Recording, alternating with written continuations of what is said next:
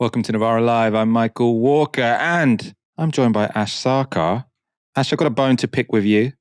My whole Christmas period, I was just looking forward to coming back on the Monday and hosting my Novara Live with you, Ash.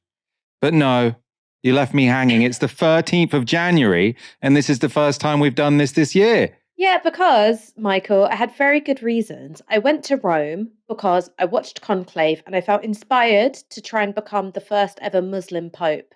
Now, the Catholic Church weren't interested, funnily enough, but I did have some excellent pizza. And I think I may be becoming a Roman Empire revanchist. So I sort of think we should go back to Trajan's borders and once more, Londinium should be subordinate to the great eternal city of Roma. Yes, straighten those roads. We'll be fixing the potholes in them with AI, according to Keir Starmer. We're going to talk about his plans later in the show. We've got a funny show for you, I have to say, today. All sort of very interesting stories, but we're going to talk about paedophile hunters. And we're talking about Steve Bannon thinking that Elon Musk is too racist to be in the White House. All very surreal. Also, if that wasn't enough for you, Nigel Farage selling gold has made him a hell of a lot of money. He is a wealthy man. He says he's working harder than anyone else, but some of his jobs don't seem that difficult. You might have seen already. You can sort of send him a few quid to get him to read out a birthday message, for example, which, fair play to them. Each to their own, but it doesn't strike me as particularly impressive. Stay tuned for all of that. As ever, make sure to let us know your comments on YouTube Super Chat, or you can tweet us on the hashtag Novara Live. In the run-up to last year's general election, Keir Starmer and Rachel Reeves went to extraordinary lengths to reassure business and finance that they could be trusted. Indeed, we'd often argue on this show they'd gone too far in bending the knee to corporate interests. But they haven't had much of a reward for all of that work. Last week, thanks to fears that Britain could enter a period of stagflation, UK borrowing costs hit their highest level since 1998. The 5.2% interest rate demanded by the market for 30-year bonds eclipsed not just the period after Liz Truss's mini-budget, but also the 2008 financial crisis. The value of the pound has also been falling. Its value compared to the dollar is now at a 14-month low, so not quite going all the way back to 1998, but still not great. And this morning, the chair of the Chamber of British Commerce also stuck the boot into the government. The role of the CBI is to speak truth unto power, both ways, business and politics. And the Chancellor told us at the time of the budget that there was an unexpected hole of about £22 billion in the government finances, and business was going to have to fill it. That came as a surprise to business, the extent of the hit, the tax take out of business. But the truth is that in filling in one hole, it's created another. And that hole is a hole in the confidence and trust that business has in government. What we think is going to happen, we think that the national insurance increases are going to feed through into inflation. So that's not good news. We're going to have a lower growth rate, not good news, but also because of things like the Employment Rights Bill coming along, you're going to find people laying people off and less likely to employ people. So the chair of the Employers Association there has a fairly obvious interest in fear-mongering about an increase in workers' rights. He says when that comes down the line, we're going to be in real trouble. Back in the 1990s, the CBI, so his organisation, also complained about the introduction of a minimum wage, which economists now agree did not, in fact, damage employment levels at all. But the CBI say higher workers' rights, higher minimum wages. They've got an obvious reason to be opposing that. However, the range of groups lining up against the Labour government, and especially the Chancellor, does seem to be increasing. Tim Shipman in the Sunday Times quoted a former Downing Street aide who now advises business as saying this: "She has lost credibility with the financial markets. They don't think she knows what she's doing. They don't believe a word she says. They don't believe she has any idea how to fix this. Gilt yields are going up across the West, but it's a beauty parade, and Britain is regarded as the ugliest duckling you can pick on. People expect the OBR to revise down growth figures and revise up debt." So that's from a former Downing Street aide, who I suppose one assumes is actually probably a Conservative if they were in Downing Street over the past 14 years. So again, maybe a bit of a vested interest. And the right-wing papers also appear to have smelled blood. They're calling for Reeves' resignation. Meanwhile, those on the left will worry to what lengths Reeves will go to try and stick to her fiscal rules. The Telegraph reports that the Cabinet has been warned by the Chief Secretary to the Treasury that spending cuts in their departments must be ruthless. And it's widely reported that the increasing bill for disability benefits is in the line of fire. This might not look much like the change we were promised at the last general election, but Keir Starmer today said Rachel Reeves' job is still secure. Rachel Reeves is doing a fantastic job. She has my full confidence. She has the full confidence of the entire party. She was given an incredibly challenging task at the budget because not only was the economy broken, but we had a £20 billion black hole and many, many things that had been identified for spending which didn't have any spending attached to them. So she took the tough decisions. She's right to take the tough decisions because as anybody who's turned around a business or organisation will know, if you're going to turn something around, you've got to take the tough decisions first. Now, you might have seen there were some robots in the background. That's because he was announcing some plans when it comes to AI. We'll talk about that later in the show. Sticking to Reeves, though, Starmer did later go on, in fact, to decline to answer whether Reeves would still be Chancellor at the next election, though I think later in the afternoon, a Downing Street spokesperson said actually she would. A bit of a silly news cycle, I have to say. But this doesn't seem brilliant for the Labour Party. This isn't really what they'd been imagining when they said this is time for change. We're going to be great for the economy. We're going to have the fastest growth rates in the G7. These are all things that we were told by Labour, and it's looking rather different. Well, to find out the significance of what's happened over the past 7 days or so, earlier today I spoke to Jo Michell, Professor of Economics at the University of the West of England. And I began by asking whether he thinks the markets have turned against the government and whether it matters. I don't buy the argument that markets have turned against the Labour government because we've seen similar moves in interest rates around the world, particularly in the United States. So this is, I think, mostly an international phenomenon.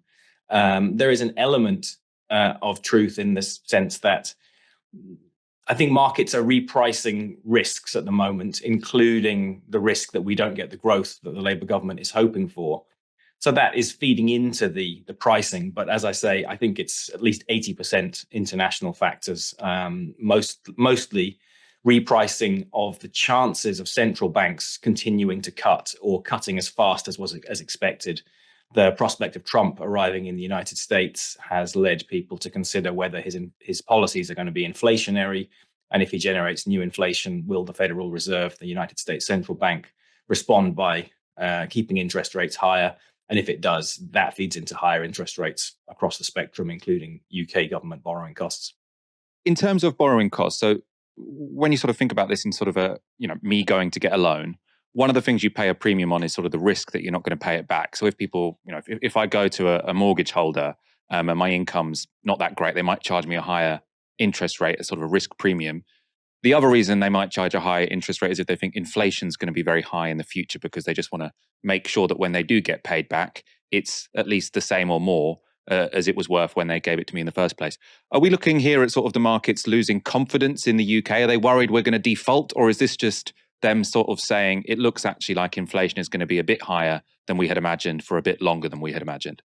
The chances of the UK defaulting are close to zero. The UK is a rich economy with deep and liquid financial markets. It's one of the major currencies of the world, and it's got a central bank which issues that currency, the pound. I think the extreme outer limit of where this could get to would be the Bank of England stepping in some way. The Bank of England can ultimately decide what the interest rate is in the gilt market, which is the market which is choosing the interest rate for the government. Bank of England did step in during the Truss period, the Truss debacle. I think it's unlikely the bank will step in here. The best outcome, I think, would be if the bank were to signal that it's willing to cut a bit faster, ease up on monetary policy, because that will bring interest rates down, including the interest rate for the government. So I think partly what we're seeing is markets expecting slightly higher inflation. That doesn't feed straight in the way, well, it does feed straight in, but it doesn't only feed straight in the way that, in your example, when you go to get a loan, it feeds more directly because it means that central banks will react differently and keep interest rates higher. And those central bank interest rates are really the benchmark for everything else, including the government borrowing rates.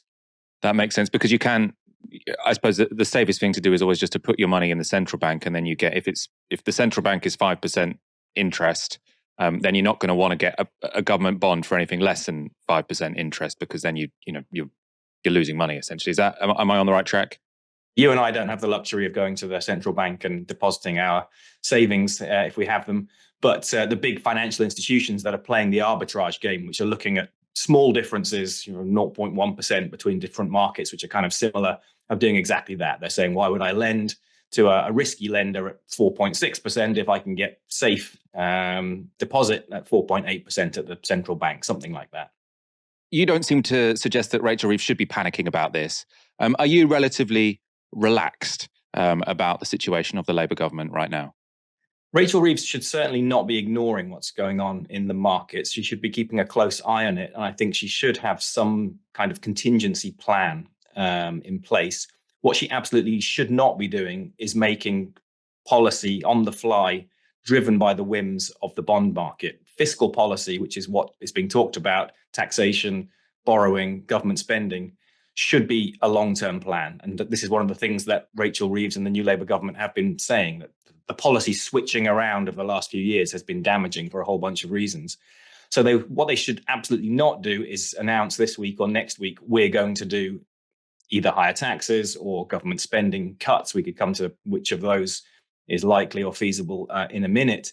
They should possibly have something ready for March when the next Office for Budget Responsibility forecasts arrive. But even then, I would make it contingent. I would say this is what we might do if the situation continues. And all of this I'm giving you assumes really that the institutional framework, the political framework doesn't change. In a different world, I would give a different answer. What I would actually do if the fiscal rules didn't exist, if the Bank of England gave us more leeway to maneuver, those kind of things, then we would be talking about something else. But the answer I'm giving you sort of assumes that all of the current sort of obstacles remain in place. There's two ways that sort of this could relate to Rachel Reeves' situation. So the one, which I suppose is being pushed by the Telegraph and the Tories, is to say the reason borrowing rates are higher is because no one trusts Rachel Reeves. She's irresponsible. People have lost confidence in Britain. The other way it could affect Rachel Reeves is, even if the increase in interest rates or borrowing costs, let's say, wasn't her fault, it still does change what courses of action are available to her. Because if she wanted to sort of have a big investment sort of campaign with public money in the UK, it's much easier to do that if your borrowing costs are 3% than if they're 5%. That's absolutely right. Although it's not her fault, and the market moves we've seen are not primarily a reaction to the budget, to the Labour government, those market moves do make it more difficult for the Labour to enact their programme. It was already very, very tight. This silly phrase, working people, that Rachel Reeves used, that when there was a huge discussion about no increased taxes on working people, which effectively ruled out 75% of the tax base, left her in a very tight position. She then raised taxes in a way which I think wasn't particularly sensible and probably has dampened business demand to a degree. I think a lot of people, myself included, think that unless government services are going to continue to deteriorate, taxes still need to be higher. And so she's going to have to revisit that decision at some point, assuming she wants to hit her own fiscal rules. We could discuss whether or not those fiscal rules are particularly useful. I have mixed feelings on that. But if she wants to hit those fiscal rules, she's going to have to do something. I think, regardless of the fiscal rules, to maintain public services, taxes will need to be higher. And that was fairly obvious even before this repricing in the bond market. But this sort of focuses the spotlight on that question. And I think at some point she's going to have to answer that question. Someone might be watching this. They voted Labour because they wanted change. This doesn't sound particularly inspiring. You've got the financial markets, which are sort of imposing on a democratically elected government that either they're going to have to do, I suppose, politically difficult tax rises or morally highly problematic cuts. What should we be talking about? What would you like to see Labour doing in this situation? What I'd like to see is much more courage in laying out the real questions that are in front of us. When Reeves came to power, she did make quite a strong statement about how difficult the situation was and the finances are tight and so on. But what isn't really part of that discussion is the intensity of the climate situation. We've just had the first year when we were above 1.5 degrees. The fact that we've got an aging population in the UK, the fact that a return to growth may well not be feasible. It's certainly not something the government can promise. It can hope that we get 2% per year growth or higher, but it's not something which is a policy choice. It's a lucky outcome or a good outcome if you can get it. So we may be in a world in which inflation is higher because of climate change. Debt has to be higher because we need the investment either to do what we need to in advance of climate change, which we're sort of almost getting past that point, or responding to the crisis as it unfolds. And this leads to some very, very difficult questions about distribution, about whether we continue striving for growth, about the balance between investment and consumption in our economy. I'd like to hear that discussion instead of this sort of silly political debate driven by the Telegraph saying, well, this is another Liz Truss moment. Well, of course, it's not another Liz Truss moment, but we're still not having the conversation we should be having. No, there's an economic reason.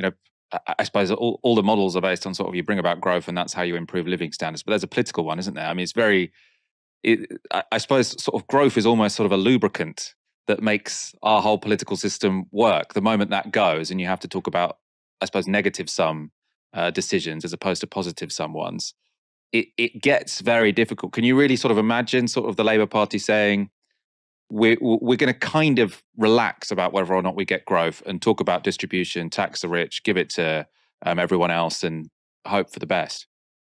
No, it's impossible to imagine, isn't it? I mean, as you say, it is hard to imagine a world without growth. I mean, the simple reason is that when we have a recession, when growth turns negative, we tend to see unemployment increase. And none of us want to see that. But we also seem to have the sense that we just don't know how to operate an economic and political system without growth. The thought of Starmer or Reeves standing up and saying, okay, your incomes on average are going to be lower over the next 10 years. It's completely impossible to imagine, isn't it? Because it introduces those zero-sum games, those distributional questions.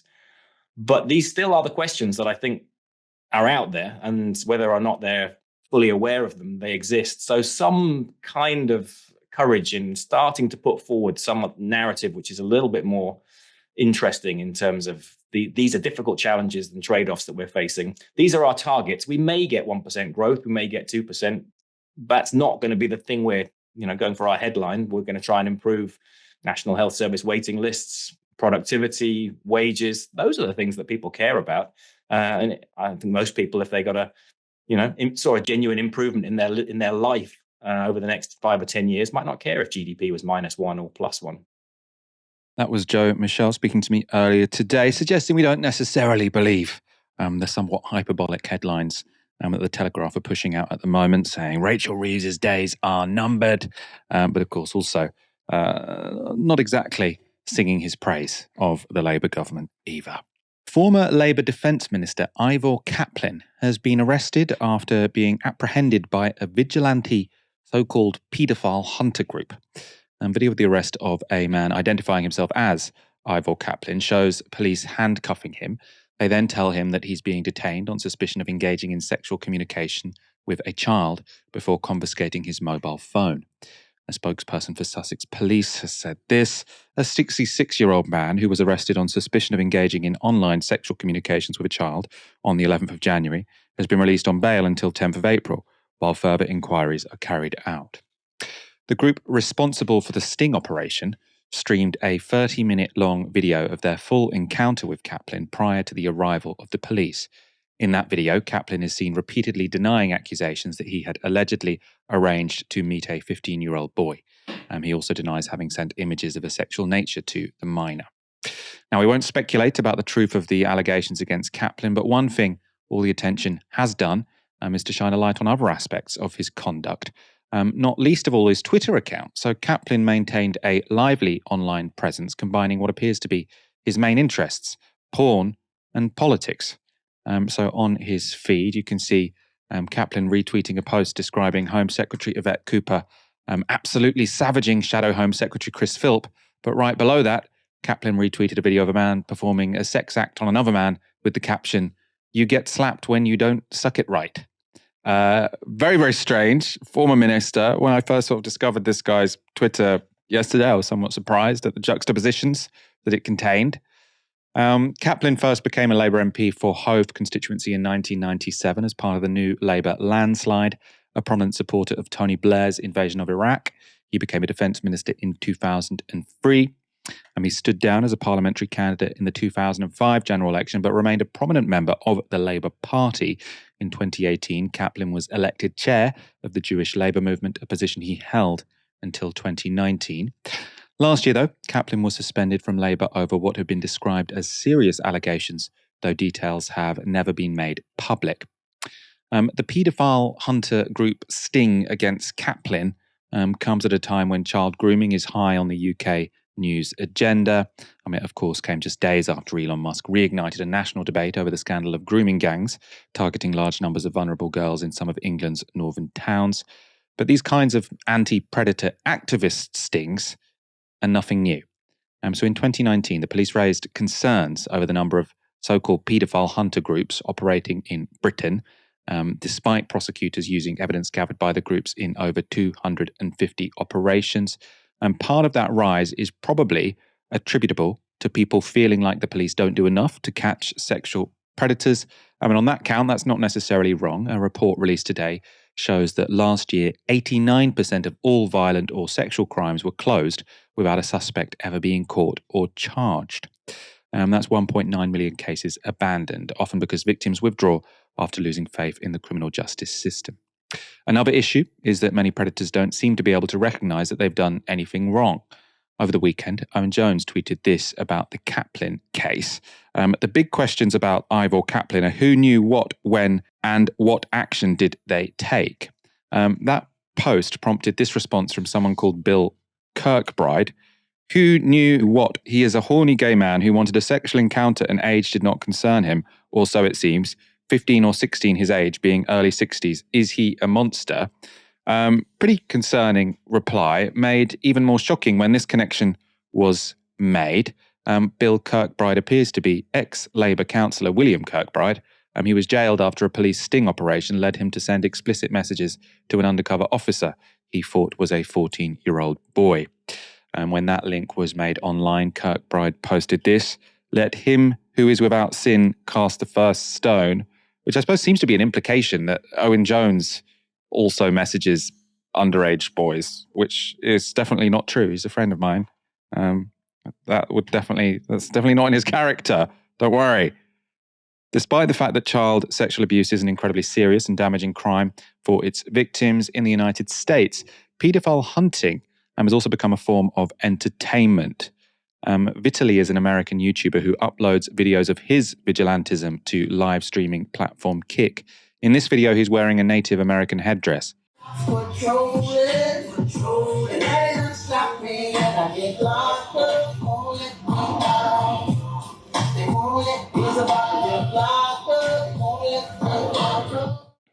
I was trying not to laugh at that one. That was Vitaly, who I hadn't heard of before today.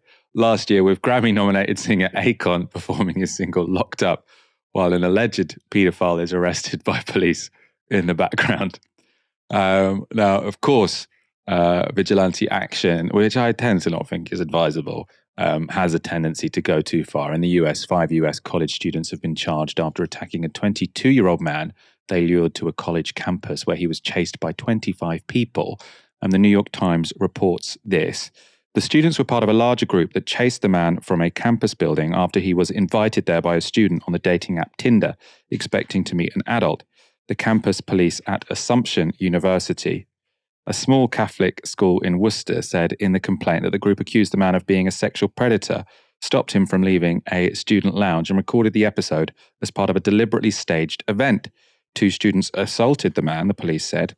There was no indication that the man was trying to meet underage girls, and the woman who invited him to the campus, Kelsey Brainard, 18, said on her Tinder profile that she was 18 years old, the police said. Ash, a string of information there we've given to our audience. I suppose the running thread in a way, because we don't really want to talk about the case of this former Labour politician, because it seems to be potentially a live case now if he's on bail. But this phenomenon of I suppose, self-appointed paedophile hunters, some of their evidence does get used in cases, which is good. But there's also a sort of concerning thing going on here, huge on social media. What do you think? Yeah, so the first thing is that I can completely understand why people feel compelled to want to catch child sexual abusers. It's something which offends our morality in, I think, the most fundamental way for very good reasons. But I am really skeptical of efforts to deal with the problem of child sexual abuse, which turn it into either a spectacle, which is what this social media trend does, and what To Catch a Predator, which was the television program in the 90s and 2000s, did, and also sort of creates a heroic, crusading sort of protagonist of the person who does it. So, an example of this is, I don't know if you've heard about this film, which was really, really popular in the United States, called The Sound of Freedom. The Sound of Freedom was about this sort of self appointed you know, trafficker hunter who sort of alleged that there was a massive trade in children for sexual purposes, who would set up these elaborate sting operations. Now, what has since emerged is that there are numerous allegations from women who he said that needed to be part of his sting operation, who said that actually he used this as a pretext to sexually harass them. So I'm very, very suspicious of the sort of um, cloak of moral authority that comes with these self-appointed pedo hunters, and then what that is used to do. If you want to know what kinds of efforts actually deal with child sexual abuse, I mean, there's quite a few things. One is making sure that children have got safe adults to whom they can disclose. That is the single most important thing. The other two factors, which are really, really important when you're thinking about the risk of child sexual abuse, is access and impunity. So, what kind of access do abusers have to children? Obviously, the internet is a huge part of that, but there's also things like, you know, Christian youth camps, or within the family, or HMOs. All of these things are access to children. And impunity. To what extent do abusers feel that they're going to be able to get away with it? So I can see how self-appointed vigilantes may disrupt that feeling of impunity. What if I'm talking to someone who's actually running a sting operation? But ultimately, I think that it is so self-aggrandizing, and I think that the actual needs of children who are at risk, it's secondary to generating clout for yourself. And that thing with Akon is exactly that. I mean, like, yeah, it's kind of funny, and like, I've got no sympathy for a person who's being arrested if they are actually a child sexual abuser. But turning it into content and trivializing it, I mean, just it turns my stomach a bit. I don't know. What do you think? No, I mean, I agree, and I've just deleted TikTok off my phone. I deleted Insta and Twitter before Christmas, and it's been one of the best things I did last year. But I left TikTok on there because I was in no way addicted to it. But I suppose because the other ones had gone, I sort of found myself starting to swipe through that. I've just got rid of it now as well. But over the weekend, I mean, this is a huge genre because I hadn't sought out any of this stuff. I haven't sort of followed any pedo hunter accounts.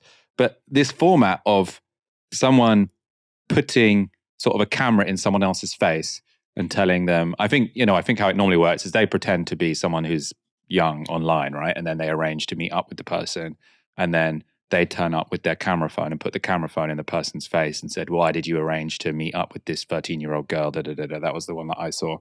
And the person in it always looks sort of like distraught and desperate. And it's obviously they've done something wrong. They should be, they should really be criminalized, right? Because even though they sort of arranged to meet up with a fake person, they could quite easily, in theory, be grooming a real person. Indeed, that's what they thought they were doing.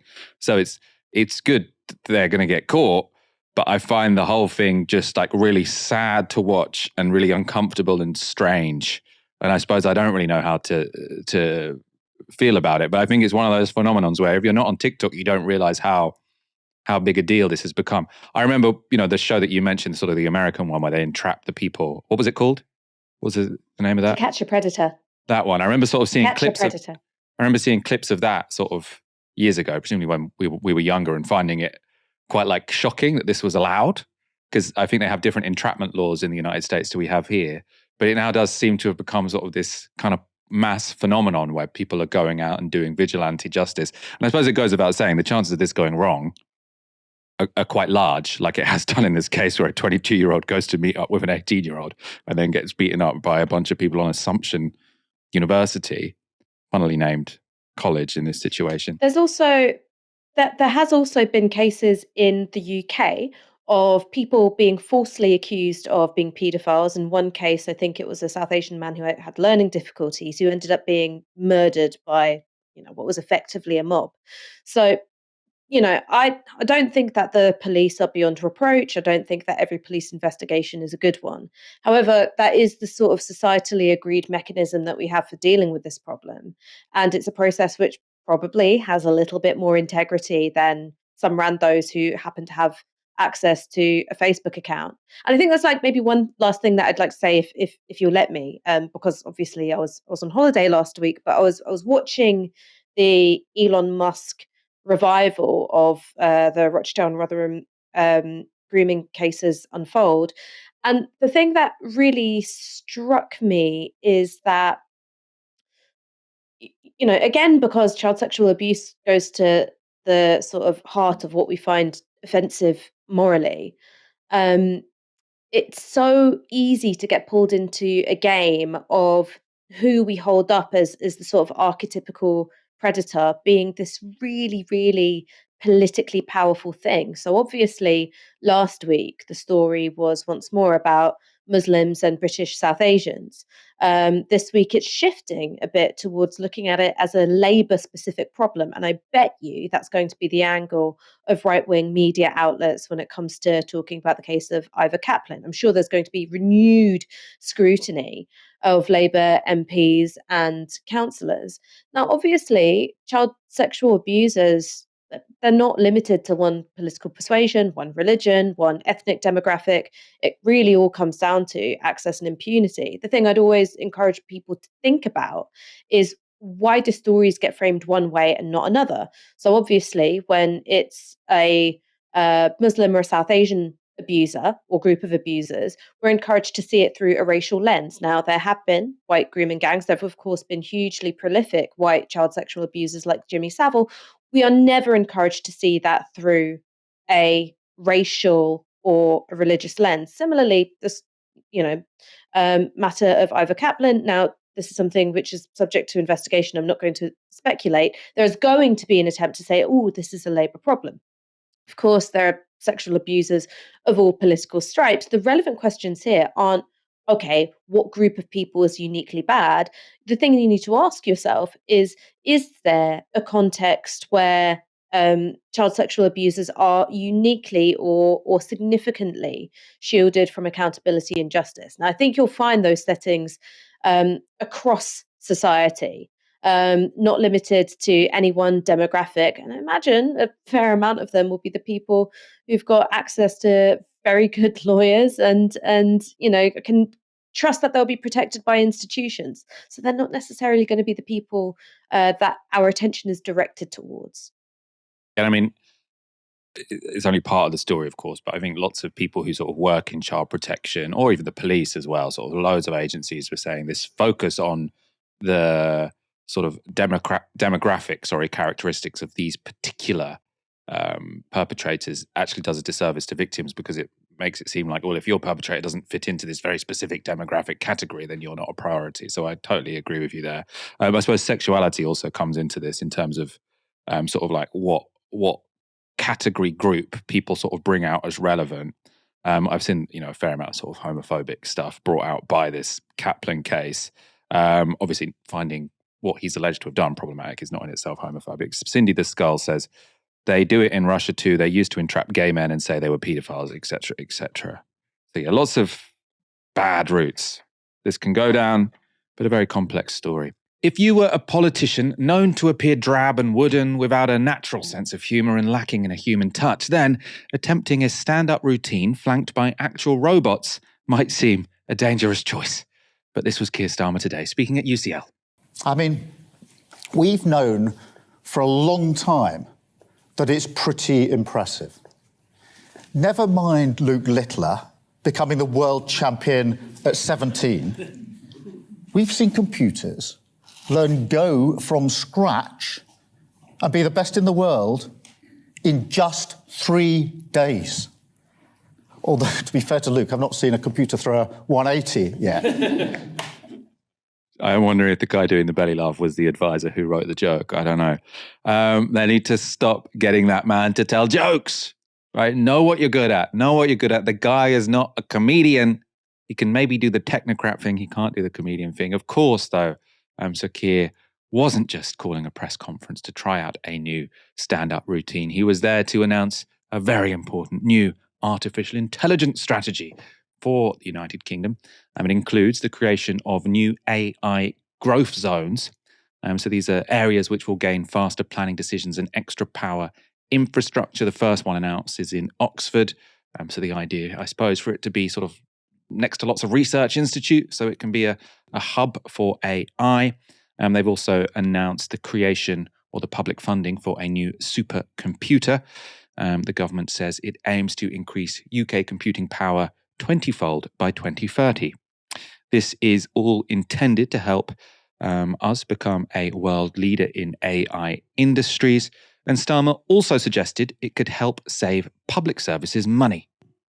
AI can save hundreds of thousands of hours lost to missed appointments because it can identify those on the list most likely not to turn up and help get them the support that they need, maybe change for a more convenient appointment. It can spot potholes quicker, speed up planning applications, reduce job centre form filling, help in the fight against tax avoidance, and almost halve the time that social workers spend on paperwork. AI can, of course, do much more than find potholes or save on paperwork, though, of course, those things aren't unimportant. But does Starmer's new strategy make sense, or are we in the world of gimmicks? Earlier today, I spoke to Bhargav Srinivasa Desikan, who works on AI and the economy at the IPPR think tank. I started by asking him to explain what he thinks, or what he thought, are the most important elements of the strategy announced today. The key parts of his announcement, one kind of catchphrase which he's using, which I think is actually not terrible, is let's be AI makers and not AI takers. That's something he's specifically talking about. And I think, that basically means he's of the view that maybe AI's developments in AI and machine learning and data science is going to happen anyway, whether the UK like it or not. The US and China, for example, are both making massive strides. It's a big part of their kind of, missions, their projects. And given that this is going to be happening anyway, it makes sense for the UK to take some kind of active leading position on it and not just take what comes to it, but rather kind of have a direction in it. In that sense, I think it is good for there to be an active plan to direct or steer things, given that all of this is happening in Silicon Valley anyway. So if it is going to happen anyway, then might as well be in a position to receive it well. Then there's doing things to be in that position of an AI maker. That involves investment, involves, what they call all sector expansion, private and public working together to make AI just, more a part of the broader economy. He wants lots of AI to happen here. He wants AI companies here, like, the fact most of them seem to be in California in the United States. I suppose he's saying we want to jump on that bandwagon. Now, there's a couple of ways to do that, I would imagine. One is to say, come here, we're not going to tax you much. We're not going to give you many regulations. We'll give you cheap electricity. You won't have to do sort of planning applications that are too burdensome. So basically saying, come here, it's going to be easy. And then there's another model, which is to sort of say, the government's going to take a more proactive role. They're going to invest in their own data centers. They're going to invest in their own supercomputers. And as far as I understand, there's a bit of both in this announcement, right? The UK government's going to invest in a supercomputer. You might want to explain to me and our audience what precisely that means, and their own data centers. What's the significance of that part of the equation? So you're right. They are doing both things. And Starmer's in fact said multiple, in the interviews from this morning, he talks about posturing in the sense of he doesn't want to scare them away with regulation, and in that context wants to yes, allow them and then have all of this compute. Now let's talk a little bit about what the data center and compute. It's kind of the materiality of AI, right? It's and what that is in practice is large buildings with loads of servers that need a lot of energy and water. Now you already have a lot of this stuff that's, it's where Netflix is streamed, when you stream from Netflix, where your Google Drive photos are. So there's a lot of this physical infrastructure that exists just for the internet, right? So there already exists all of this. Now, outside of all of this physical infrastructure that already exists, there are specific kinds of chips, there's specific kind of infrastructure, we can just call them computational infrastructure, that literally needs to be built. Now, what the UK has with respect to specifically building, there's two big problems. One is, there's a lot of lagging and supply chain issues just in building new massive buildings like data centers. And the second is getting approval into the grid. Both of these things take time. So if you would follow the same kind of procedures as you would in the past, then it would just take forever to build new data centers. So I guess part of what they're saying is, okay, the fundamental building block of AI would come from this physical large data centers and servers. And we're going to be, and what they want to do is to make that process a lot easier. The question of kind of public compute is, I guess it starts to become a tough one, because one is, it would be cool to have control over what we are using this infrastructure for. For example, what some of our work at IPPR, we talk about, okay, so you want growth and productivity rates, which is, part of, I guess, this, this growth mission. But if you look at more pressing matters like health of our country, the people in the country, and also our green transition, there are potential very specific developments we can use within the context of AI to make these things happen. So it would be good to have mission-oriented compute. So just compute only for things that would actually make people's life better and not gimmicks like you're talking about. Keir Starmer seems to have high hopes that AI is going to help, I suppose, drive efficiency in the public sector. And, one might say this is sort of a gimmick. It allows him to avoid sort of tough questions. But there is a real issue that whoever was in power would have to deal with, right? Which is we've got an aging population and we're going to have a shrinking workforce compared to the number of people who are retired, for example. And that is going to put massive pressure on public services like the NHS, like social care. I mean, basically all the public services, you've got a high dependency ratio, that's going to be harder. So what is the potential, do you think, for AI to come and make the NHS way more efficient, to make social care way more efficient, and that to sort of go some way to not necessarily solving, but at least meeting against the worst sort of outcomes or worst results of an aging population? There could be a situation where we end up having to spend more time and money cleaning things up, given that things don't work out. But let's say they do work out. Some of the kind of practical things which they talk about is, okay, there is a problem of hallucinations or slop, but with the way certain specific reasoning capacities are improving in these models, let's say you want for like writing exit reports. So these exit reports at at a doctor or clinic, you could have the report written up, and then you could have someone a human fact check it or like sign off on it. If you do this, then you could argue that, okay, 8 hours per week at this particular clinic have been improved to get more bedtime in.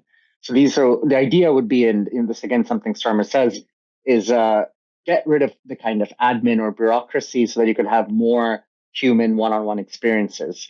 I guess the problem is you can't have, if you have this kind of automation along with cost cuts by firing people, then it's going to be a real mess.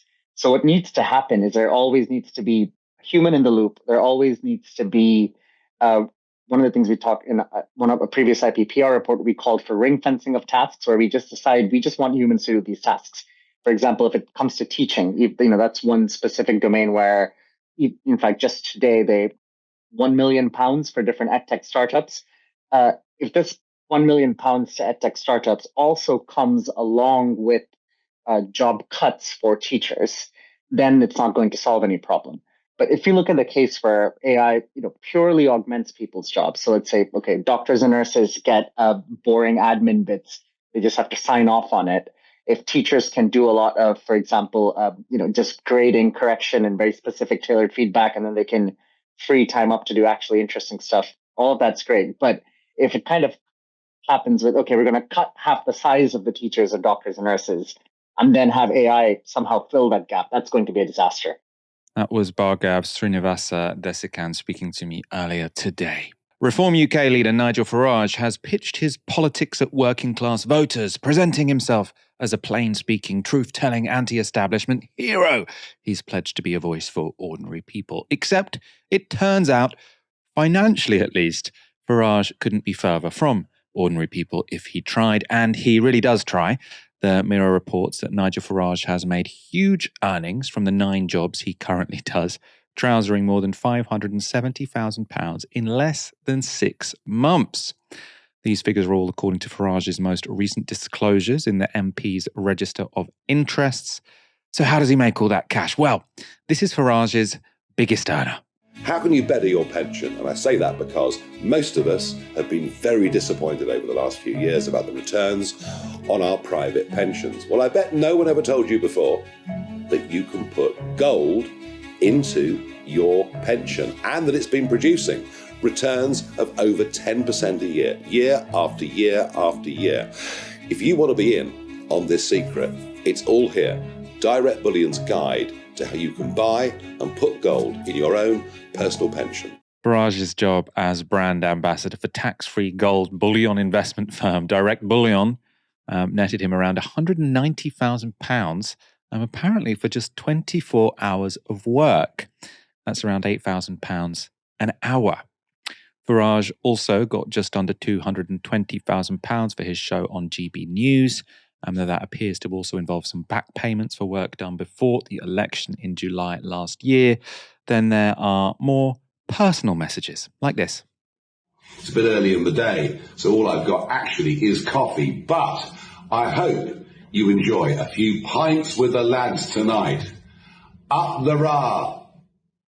That was the Reform UK leader praising the IRA for cash on video messaging service Cameo. That was a while ago, so presumably income from that is not in his current register of interests, but he has made £56,000 from Cameo since the election. So he is still on there. You can still ask him to read out a message for some money. Other jobs include his Telegraph column, netting him around £4,000 a month, as well as his work as an influencer on Meta, YouTube and X, which brought in another £19,000. That's presumably from ad revenue. Remember, this is all in the last 6 months. Right, so a fairly short period of time. Responding to the Mirror's report, Farage said, quote, "These figures are nonsense. I work more hours a week than most people could even contemplate." Ash. Someone who gets paid money for reading out messages, happy birthday, up the rah. Are they really in a position to tell people that they work harder than them? I mean, what I find extraordinary about Nigel Farage is that he seems to be a man entirely without shame. So that little clip of him saying, up the rah, for any other politician, or in fact, most people with functioning brain capacity, if you were put in a position where you were being paid to say something that you were really, really didn't believe in, right? That's really at odds with his personal politics. You'd go, "Oh, this is embarrassing. I cringe. This is degrading to me." But not the brave Nigel Farage. And the thing is that obviously my profile is nowhere near the size of Nigel Farage. It's absolutely nowhere near. But you get these emails from people. So I got an email from Cameo asking me if I do Cameo, and I was like, no. I got, this is like a kind of funny one. I got offered. I got the offer to be paid for doing some sponsored content for playing the lotto. So they wanted me to go around my local neighborhood, basically encouraging working class people of color to do more gambling. And I was like, no.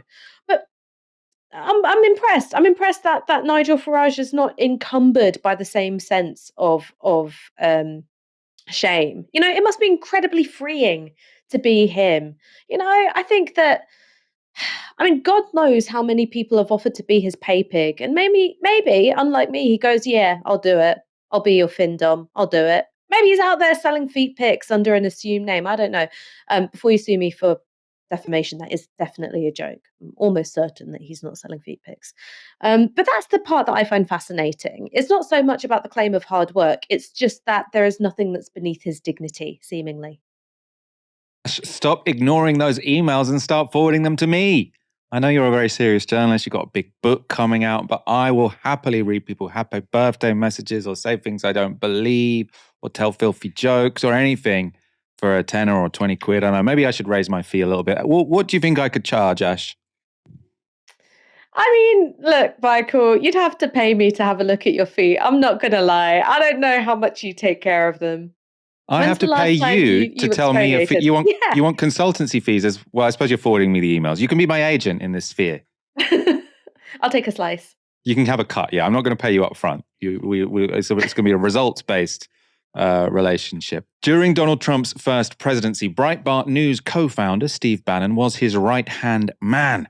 Now heading into his second term, Trump seems to have picked a new favorite, Elon Musk. And Bannon seems a little miffed. In an interview with Italian newspaper Corriere della Sera, he had this warning for the ex-owner. I will get Elon Musk kicked out by the time he's inaugurated.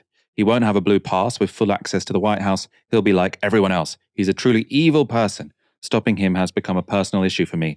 Before, since he's put in so much money, I was prepared to tolerate it. Not anymore. Bannon's relationship with Trump ended in tears when the president fired him in 2017, just 9 months after his inauguration. That left Bannon out in the cold and facing criminal prosecutions over wire fraud and money laundering.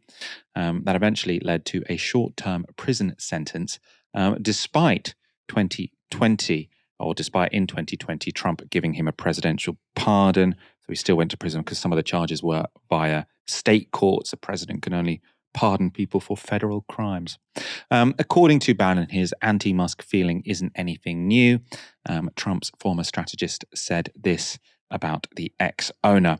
My history is I threw him out of the White House every day for 30 days in a row in 2017 because he was looking for subsidies paid for by American working class people.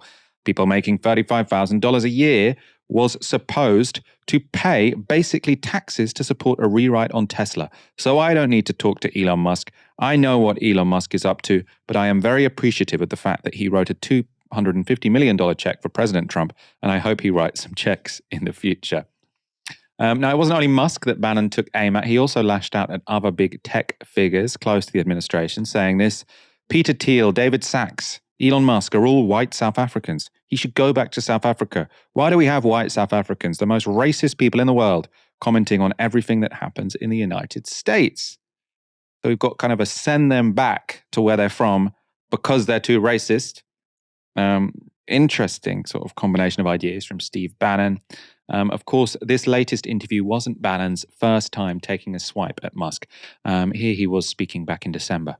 This guy lives on government contracts and taxpayer subsidies. Okay, it's all. We're going to get Joe Allen in here for a second to transform it. Elon Musk, once again, brother, I'm smart enough to tell you no to your face, and I'm evil enough to be able to expose you as a running dog for the greatest enemy this nation's ever had. You're a war profiteer. You're sleeping with the enemy, brother, and you've been doing it because you're not an American nationalist.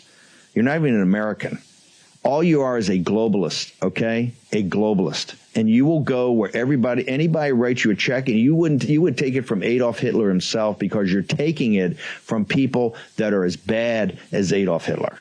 Now, of course, our audience might be thinking, why are we covering this sort of flame war between these kind of strange figures with strange ideas? And I suppose that the answer is that with Trump back in the White House, these debates really matter, right? Because these are debates that are going to be sort of raging around the world's most powerful man. Can you decode what this beef is about, Ash? I can. To quote the great Azealia Banks, the girls are fighting. I mean, look, I think you have to go a little bit underneath the surface. I mean, there are some real ideological differences, or I mean, I guess ideological differences insofar as you can say Elon Musk has an ideology between himself and Steve Bannon. I mean, Steve Bannon really does believe in mass deportations and bringing immigration as low as possible, if not to zero. Elon Musk wants immigrants being brought on, somewhat precarious terms because that benefits his business. Elon Musk ultimately wants to make a lot of money. He's got a lot of wacky ideas as well. But I think first and foremost, his business interests with Tesla and SpaceX take priority. That doesn't mean that he won't do things which cost him money. So, for instance, he judged it to be in his interests to take over Twitter.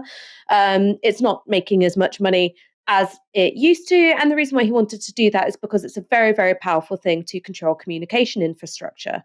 We've talked a lot about how a lot of Trump's support comes from the fact that he's able to position himself as a tribune of family capital against global capital or corporate capital. His proximity to Elon Musk, and in particular, if he's listening to Elon Musk, it undermines that to a pretty huge extent. So while Elon Musk might be able to talk the talk when he's shitposting, ultimately his own interests lean towards global capital. Steve Bannon is learning the hard way that money talks. The amount of money that Elon Musk has been able to bring to Trump's campaign dwarfs anything that Steve Bannon has been able to either raise or to contribute. So while he might have, lent a sort of political coherence to Trump's first campaign in 2016, ultimately that is worth far less, far less than campaign contributions.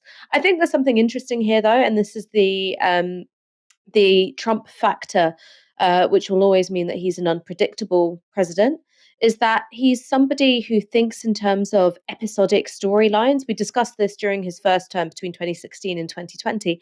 It's like he thought that every day in the White House was an episode of a TV show, so it had to end with a twist. So, a big announcement or, going out in a big fight or firing somebody. It's like he thinks that he's in an episode of The Apprentice. He's also someone who doesn't appreciate the perception that he's under anybody's thumb or that someone else is pulling the strings. So that's one of the things that did for Bannon. And it might end up being something that does for Musk. Now, the thing which is in Musk's favor is obviously the money, but Trump doesn't have to run a campaign between 2024 and 2028. So I think these are all things to watch out for.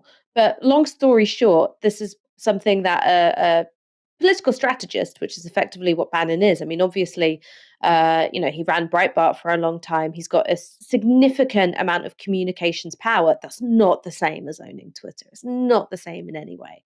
So a political strategist is working out that someone who owns a communications network and is contributing hundreds of millions of dollars is always going to have more heft. Yeah, I mean, on Twitter, I was seeing someone suggest that, because Elon Musk is clearly very, racist. I think he sort of sees a racial hierarchy out there. He thinks sort of like white civilization needs defending against, I suppose, especially Muslims in Europe. That seems to be where his politics are coming from. But he doesn't mind visas going to high-skilled Indians or Chinese people if it means that they can come and work for American businesses. So he's not really a nationalist, but he's probably a racist, whereas Steve Bannon is very much like a nationalist. So it's sort of like wherever you're from, even if you're European, he don't want you coming to America because American jobs are for Americans. And that seems to be where the dispute comes from, sort of a clash between two groups on the far right. Does that make sense to you, Ash? I mean, who are you more scared of? I mean, I'd say probably Elon Musk is the bigger threat. Well, the thing is that I also do think that Steve Bannon is very racist. When you look at his time at Breitbart, the fact that it had a tab which was just called Black Crime, I mean, there is definitely a racial hierarchy there. I think that the thing to remember is that people don't say the things that they mean. They're happy to use the ideas of their opponents, i.e. anti-racism, when it politically suits them. Musk is obviously the bigger threat because he's currently the more powerful party. But if the roles were switched, and it was Musk who was on the outs and it was Bannon that was in, that would make Bannon the scarier person. I mean, I wouldn't say that I find one set of politics more reassuring. I'm not the kind of Indian that can go and work for Google, so I'm no good to Musk either. And you could get one of those H-1B visas. But yeah, I suppose it's not the industry he cares about. I think that was a very balanced assessment of who we should be more scared of. Ideologically, probably there's parity but one of them has a lot more power than the other. Ash, thank you so much for joining me this evening. It had truly been too long. It had been too long. I'm going to go study a STEM subject. So I'll be some use to SpaceX. So see you next time. Fabulous. Thank you, everyone, for watching this evening. Come back tomorrow for another live show at 6 p.m. For now, you've been watching Novara Media. Good night.